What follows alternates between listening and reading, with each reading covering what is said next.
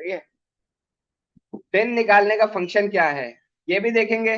और कोई भी दिन हम लिखे वो बता दे भाई इस चीज में इतने दिन रहते हैं, इस दिन के आने में इतने दिन रहते हैं। ओके। Var current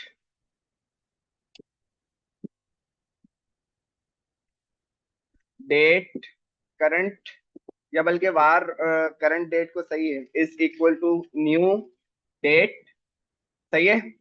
okay. और console dot log current date.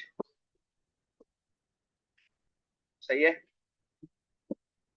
वार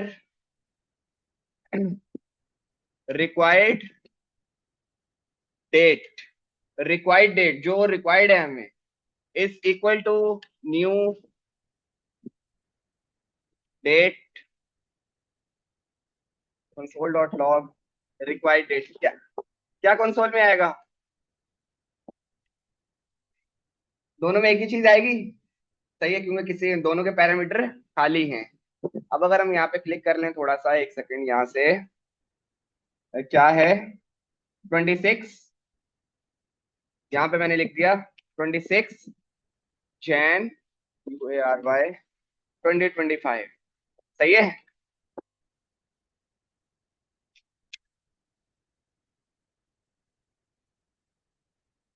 संडे 26, फ्राइडे Jan 24। सही है। ये आ रहा है। और अगर कैलकुलेटर से किसी को भाई मसला हो रहा है कि 26 में से 24 माइनस करें तो कितने आ रहे हैं, सही है, किसी को अगर कैलकुलेशन का मसला हो रहा है 26 - 24 ये आना चाहिए। वैसे एक दिन है लेकिन उसको भी मिलाओ तो 2 दिन है। ठीक है।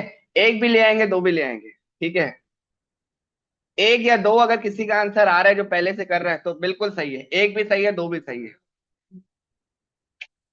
ठीक है। अब आते हैं हम var current date in MS stand for millisecond. War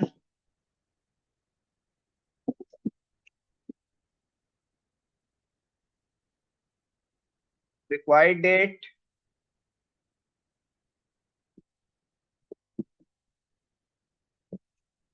in MS। सही है। इन दोनों को नीचे ले आते हैं, इन दोनों कंसोल्स को, ताकि आपको चीजें समझ में आती रहें।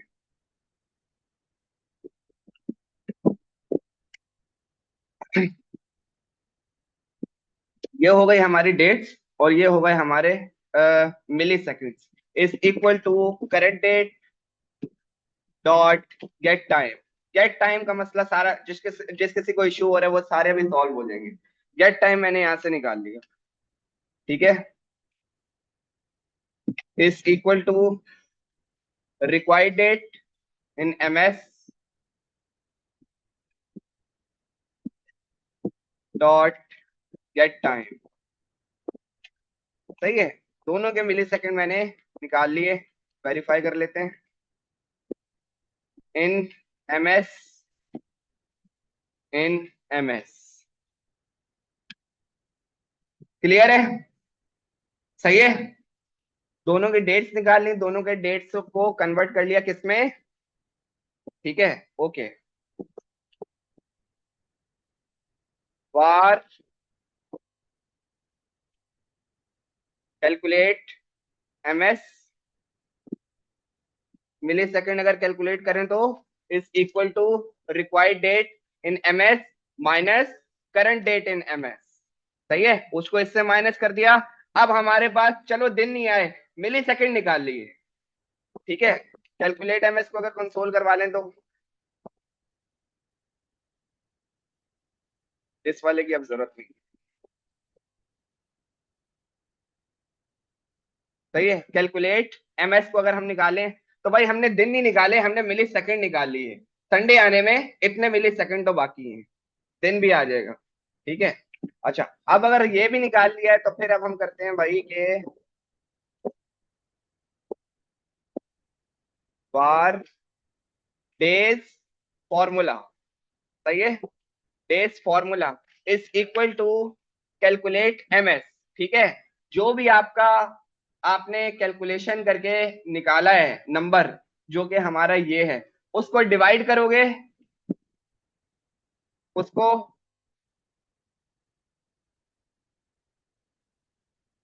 क्या हो गया कीबोर्ड को?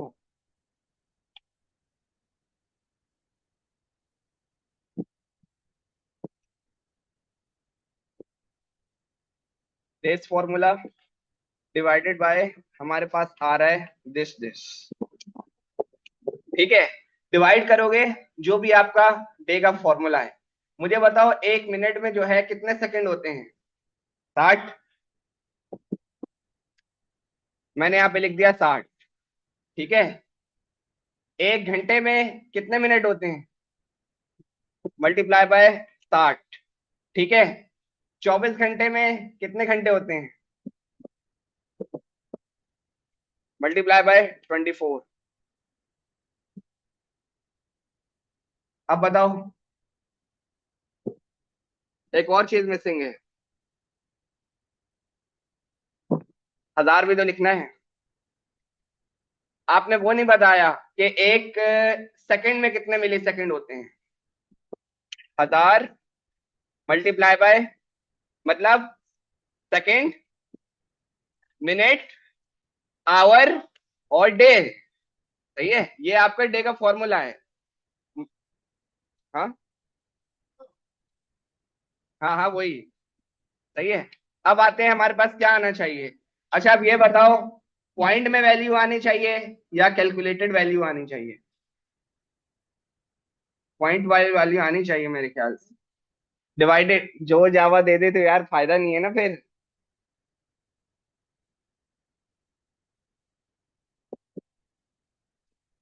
1 आ गया? सही है, 1 आ गया। डेसिमल कैसे हटाएंगे?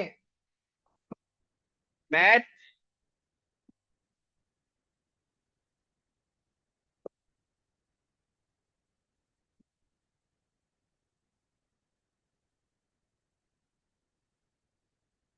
Dot floor. Math dot floor में क्या लिख देंगे? Base formula. सही है। हाँ भाई, इतने दिन लेफ्ट हैं। सही है। अब अगर मैं बोलूं कि अगर मैं यहाँ पे लिख दूं, नेक्स्ट संडे वाले कौन सा दिन है? हमारे पास है 31st, लिख दूं मैं यहाँ पे, कितने दिन बाकी हैं?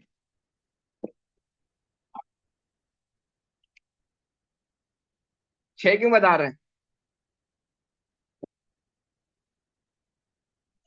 अपनी दुनिया में नहीं है? 3।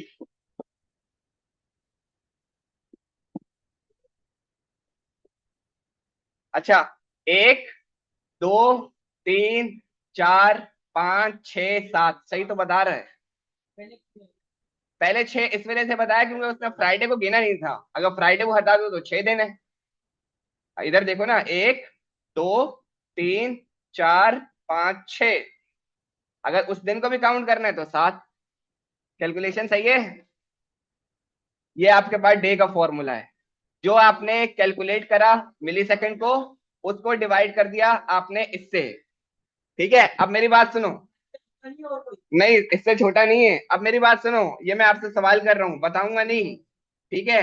अब अगर मैं बोलूं कि रमजान आने में या कोई भी चीज आने में कितने महीने हैं, तो आगे मल्टीप्लाई करके सिर्फ एक वैल्यू लगाएंगे। क्या लगाएंगे?